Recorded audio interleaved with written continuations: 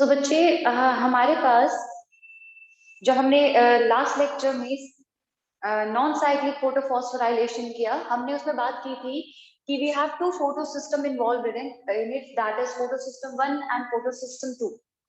तो ये दोनों फोटो सिस्टम मिलकर सिंथेसिस कर रहे हैं केमिकल एनर्जी का in the form of ATP as well as NADPH। तो ये दोनों पर्टिकुलर केमिकल्स जो है वो सिंथेसाइज हो रहे हैं, ठीक है।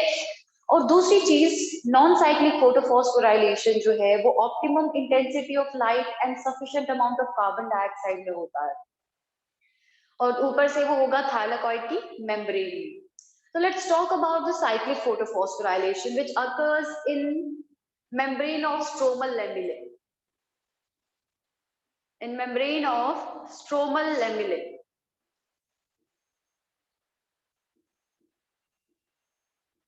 और बच्चे ये साइक्लिक फोटोफॉस्फोराइलेशन जो है, इसके केस में अगर हम कंपेयर करें इसे नॉन साइक्लिक के साथ, तो बच्चे ये फोटोफॉस्फोराइलेशन जो है comparatively low intensity of light में भी परफॉर्म हो जाता है। So it nearly requires comparatively low intensity of light.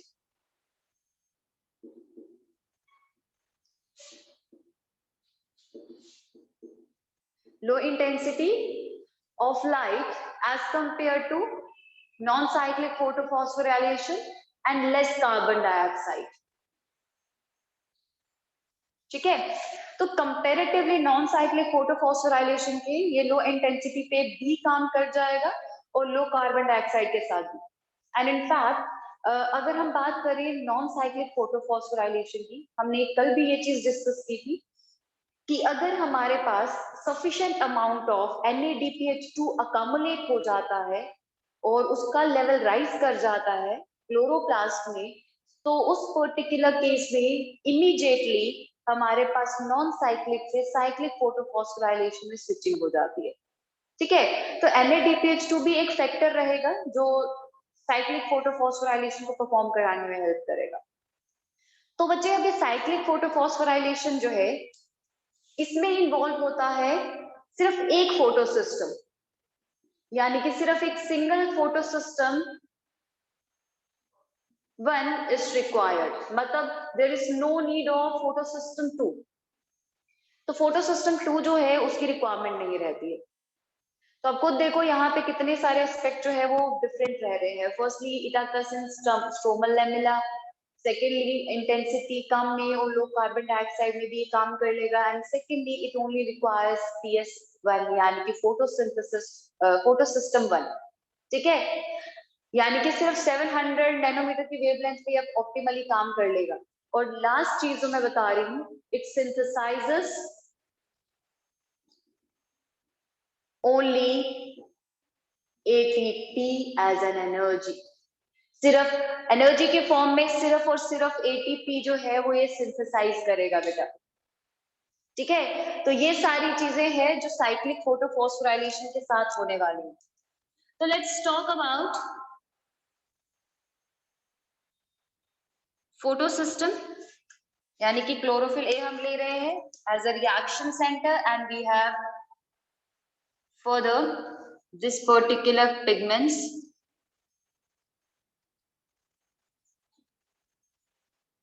Accessory pigments जो सराउंड कर रहे हैं। और बच्चे ये एब्जॉर्ब करेगा नियरली 700 नैनोमीटर की wavelength as it's a photo system 1, ठीक है। सो लाइट फॉल हुआ है 700 नैनोमीटर, वेवलेंथ जो है उस पे एब्जॉर्प्शन मैक्सिमा रहेगा। और बच्चे 700 नैनोमीटर की वेवलेंथ को और एनर्जी सफिशिएंटली एक्वायर करने के बाद हमारे पास इलेक्ट्रॉन्स लीव करेंगे which is actually received by primary electron acceptor. यही हुआ था, यानी कि इलेक्ट्रॉन्स जो है अपना शेल लीव करके, एटॉमिक शेल लीव करके चले जाएंगे और प्राइमरी इलेक्ट्रॉन एक्सेप्टर उसे एक्सेप्ट कर लेगा।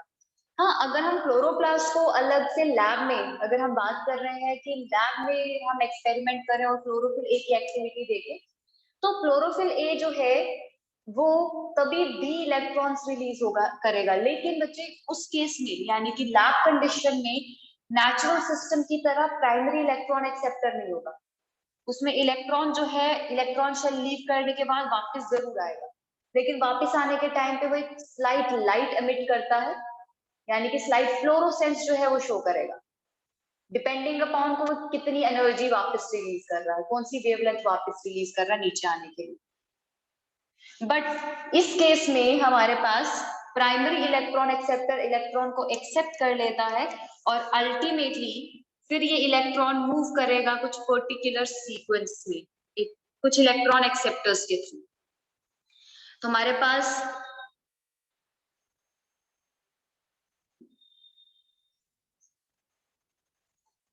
ये आगे कुछ इलेक्ट्रॉन एक्सेप्टर्स, इनके बारे में हम बात करेंगे। ठीक है, तो सबसे पहले तो रहेगा फेरिडॉक्सिन। ठीक है, दूसरा रहेगा हमारे पास प्लास्टोक्यूनोन। अब आगे सेम सीक्वेंस है, साइटोक्रोम कॉम्प्लेक्स एंड अल्टीमेटली प्लास्टोसायनिन। तो इसके थ्रू हमारे पास इलेक्ट्रॉन मूव करेगा। By the time when electron is moving through this particular electron acceptors इस तरीके से, तो बच्चे सफिशिएंट अमाउंट ऑफ एनर्जी जो है वो रिलीज होती है ताकि सिंथेसिस हो सके एटीपी का। तो हमारे पास एटीपी का सिंथेसिस होता है एडीपी से। इलेक्ट्रॉन फेरिडॉक्सिन से लेकर प्लास्टोक्यूनोन में जाता है, वो sufficient amount of energy release करता है for synthesis of ADP. And further in this particular case cytochrome complex से जब हमारे पास इलेक्ट्रॉन मूव करेगा तो एटीपी प्लस पीआई यानी कि इनऑर्गेनिक फॉस्फेट जुड़कर एटीपी बनाते हैं, और ये इलेक्ट्रॉन अल्टीमेटली वापस आ जाता है इसी क्लोरोफिल के पास, इसी रिएक्शन सेंटर के पास जहां से वो लीव किया था। मतलब हमें इलेक्ट्रॉन रिप्लेनिश करने के लिए फोटोलिसिस ऑफ वाटर नहीं चाहिए, है ना। इलेक्ट्रॉन वापस आ गया, यहां से ही निकला था, यहीं पे वापस आ गया through electron acceptors, through chain of electron acceptors. और during the mobility of electrons हमारे पास एटीपी की सिंथेसिस हो रही है, यानी कि NADPH2 सिंथेसाइज नहीं होगा, यानी कि रिड्यूसिंग पावर इसके केस में नहीं बनेगी।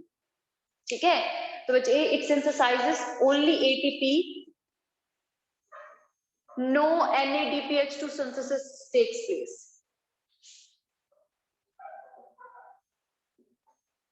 कोई NADPH2 सिंथेसिस नहीं होगी and thirdly no photolysis of water is required.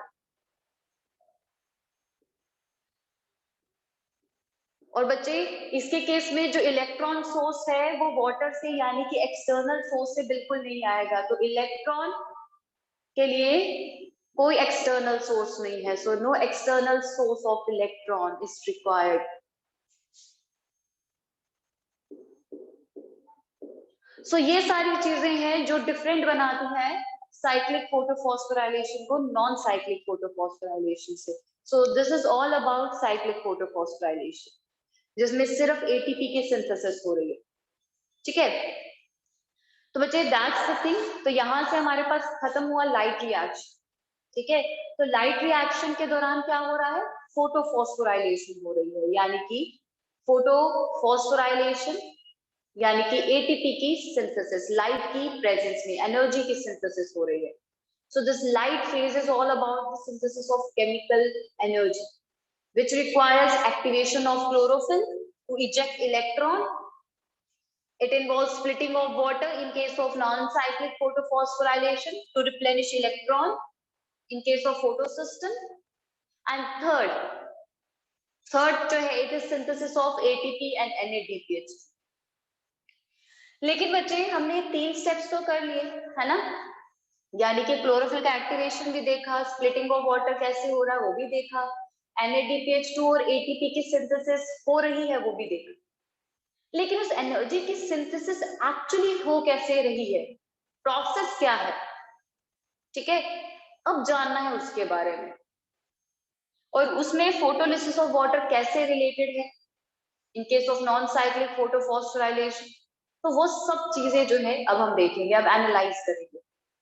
और उसमें हेल्प करने वाला है हमारे पास एक थ्योरी यानी कि हाइपोथेसिस, जिसे केमी ऑस्मोटिक हाइपोथेसिस कहा जाता है। पीटर मिशेल ने ये हाइपोथेसिस दिया था जो कि एक्सप्लेन करता है कि हाँ, mobility of electrons and further photolysis of water और NADPH2 और ATP का सिंथेसिस कंबाइन ही वो कैसे रहा है।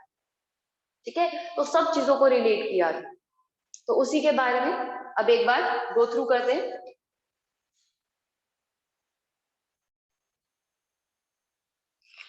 So now,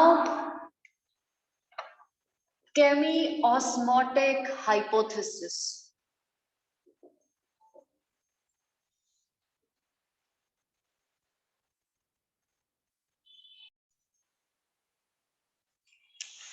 Hypothesis.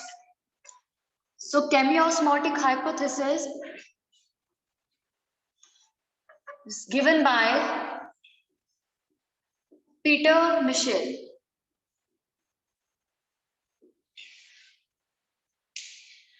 तो बच्चे पीटर मिशेल ने हाइपोथेसिस दिया था to explain synthesis of chemical energy.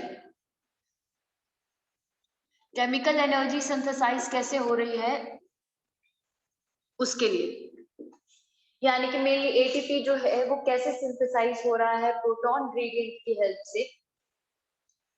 तो बच्चे उसे एक्सप्लेन करने के लिए उन्होंने पूरा हाइपोथेसिस दिया, लेकिन इसको हम अंडरस्टैंड करेंगे with the help of non cyclic photophosphorylation जो कि थाइलाकॉइड मेम्ब्रेन में हो रहा है। ठीक है, तो थाइलाकॉइड मेम्ब्रेन जो है इस तरीके से हमारे पास एक थाइलाकॉइड है जो कॉइन लाइक स्ट्रक्चर रहेगा। ठीक है, और ये आगे हमारे पास डबल मेम्ब्रेन, ये थाइलाकॉइड है बेटा, क्लोरोप्लास्ट नहीं है। ठीक है, तो यहाँ पे मैं एक रिलेटेड पंप बना रही हूं।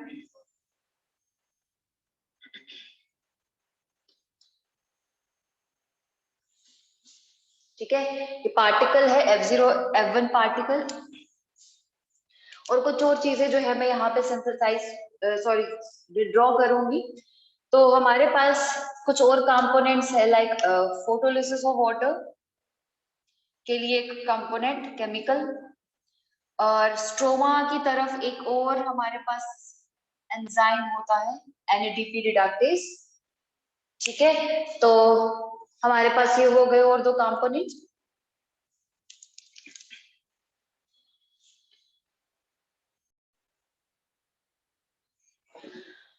सो बच्चे हमने इन कंपोनेंट्स के बारे में बात किया।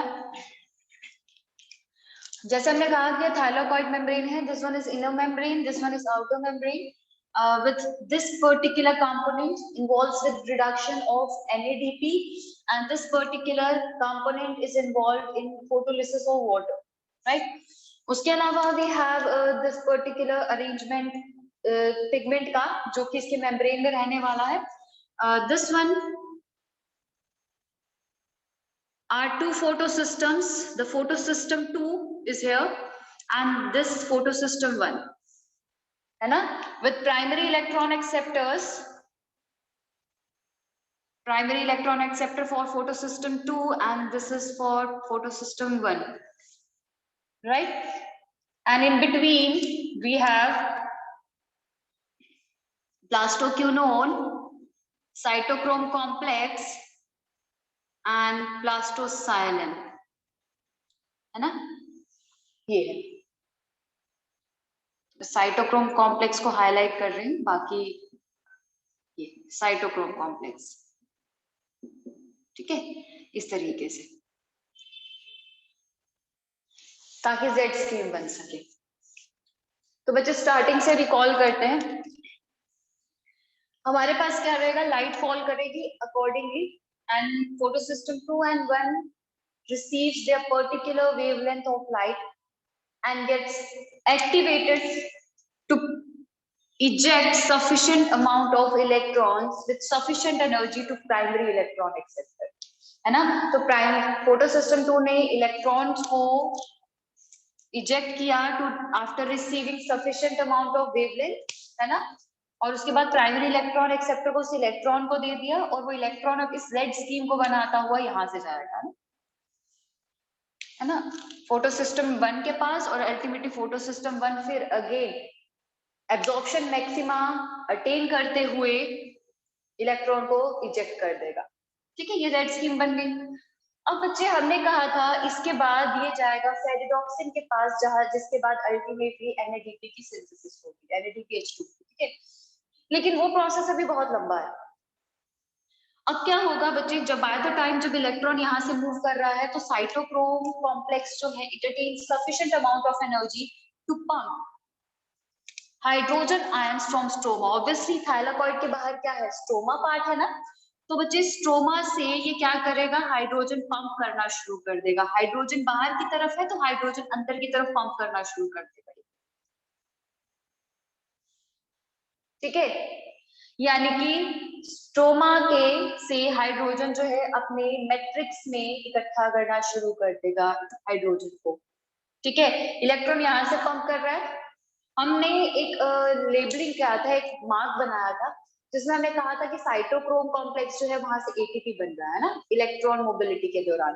तो बच्चे ये हाइड्रोजन जो साइटोक्रोम कॉम्प्लेक्स ने पंप किया है ना, यही हाइड्रोजन एटीपी बनाने में यूज होगा। दैट्स व्हाई हम उसको वहां पे लेबल कर रहे थे एटीपी को। ठीक है, और सेकेंडली हमारे पास जो है यहाँ पे हाइड्रोजन एक तो बाहर से आ रहा है स्ट्रोमा से, दूसरा हमारे पास वाटर जो है वो भी ब्रेक डाउन हो रहा है। वाटर के ब्रेक डाउन की वजह से हाफ ऑक्सीजन बना था, हाइड्रोजन बने थे यानी कि प्रोटॉन, और 2 इलेक्ट्रॉन बने थे, है ना। तो प्रोटॉन यहां से भी आ गए, ये इलेक्ट्रॉन यहाँ पे चला जाएगा फोटो सिस्टम 2 के पास, क्योंकि इसने इलेक्ट्रॉन इजेक्ट किया है और ये इलेक्ट्रॉन बाहर जाएगा। इसे रिप्लेनिश करने के लिए एक इलेक्ट्रॉन 2 इलेक्ट्रॉन यहाँ पे चले गए। ठीक है, ऑक्सीजन जो है वो तो लीव कर जाएगा, है ना, एज अ बाय प्रोडक्ट बचा ये हाइड्रोजन यानी कि प्रोटॉन्स। ये प्रोटॉन्स भी ऐड हो गए यहाँ पे, मैट्रिक्स में क्या हो रहा है, प्रोटॉन्स ऐड होते जा रहे हैं, है ना। यानी कि बाहर स्ट्रोमा है, बाहर फ्लूइड है ना, क्लोरोप्लास्ट स्ट्रक्चर बाहर, थाइलाकॉइड के बाहर फ्लूइड रहेगा, स्ट्रोमा रहेगा। तो स्ट्रोमा से भी H पॉजिटिव आ रहा है, वहां पे H पॉजिटिव कम होते जा रहे हैं और अंदर H पॉजिटिव इकट्ठे होते जा रहे हैं due to pumping of hydrogen ions from stroma as well as through photolysis of water, है ना। तो दोनों तरीके से हाइड्रोजन आयंस इकट्ठे होने शुरू हो जाएंगे, जिसकी वजह से क्या होगा, एक प्रोटॉन ग्रेडियंट क्रिएट हो जाएगा, कंसंट्रेशन ग्रेडियंट क्रिएट हो जाएगा। बाहर स्ट्रोमा में कम रहेंगे हमारे पास हाइड्रोजन आयंस और अंदर ज्यादा हो जाएंगे। तो वजह इसीलिए अब क्या करेंगे, ग्रेडियंट क्रिएट होने की वजह से हमारे पास ये पार्टिकल जो है, ये पार्टिकल जो है इसे F0 F1 पार्टिकल कहते हैं, जिसमें से F0 पार्टिकल ये जो एम्बेडेड है मेम्ब्रेन में, और this one is F1 particle. ये F1 पार्टिकल है जो कि स्ट्रोमा की तरफ होता है। ठीक है, तो F0 F1 पार्टिकल है। अभी F0 F1 पार्टिकल क्या करेगा, हाइड्रोजन आयंस जो है ना, जो हाइड्रोजन आयंस इकट्ठे हुए ये इन्हें पंप करना शुरू कर देगा बाहर की तरफ।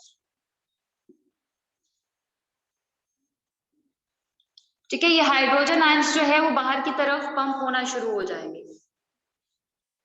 इसके थ्रू, यानी कि F0 पार्टिकल जो है वो उसे डायरेक्ट H पॉजिटिव को डायरेक्ट करेगा through F1 particle towards stroma, क्योंकि ग्रेडियंट डिफरेंस है ना, उसे पूरा करने के लिए, उसे बैलेंस करने के लिए वो पंप कर रहा है। But during their pumping activity H positive migration, during H positive migration, H positive releases sufficient amount of energy for ATP synthase to synthesize ATP. अभी H पॉजिटिव जब यहाँ से मूव कर रहा है बच्चे, वो सफिशिएंट एनर्जी रिलीज कर रहा है ताकि एक एंजाइम यानी कि एटीपी सिंथेस एक्टिवेट हो जाए। वो ATP synthase activity F1 particle के पास होती है। तब ये पार्टिकल क्या करेगा, एटीपी सिंथेस एक्टिविटी को यूज करके एडीपी प्लस इनऑर्गेनिक फॉस्फेट को कंबाइन करेगा और अल्टीमेटली बना लेगा एटीपी। यानी कि प्रोटॉन के मूव करने की वजह से क्या हुआ, एनर्जी रिलीज हुई। एनर्जी रिलीज जो हुई उसको F0 F1 particle, specially F1 particle के एटीपी सिंथेस एक्टिविटी में एटीपी सिंथेसिस करने में यूज कर दिया। तो एटीपी सिंथेस जो है वो यहाँ पे यूज हुआ है। ये एक एंजाइम है जो एटीपी को सिंथेसाइज करता है। This activity, this enzyme is related to F1 particle. अब H पॉजिटिव जब ज्यादा यहाँ पे इकट्ठा हुआ, वो यहाँ से मूव किया, यहाँ पे एनर्जी को रिलीज किया।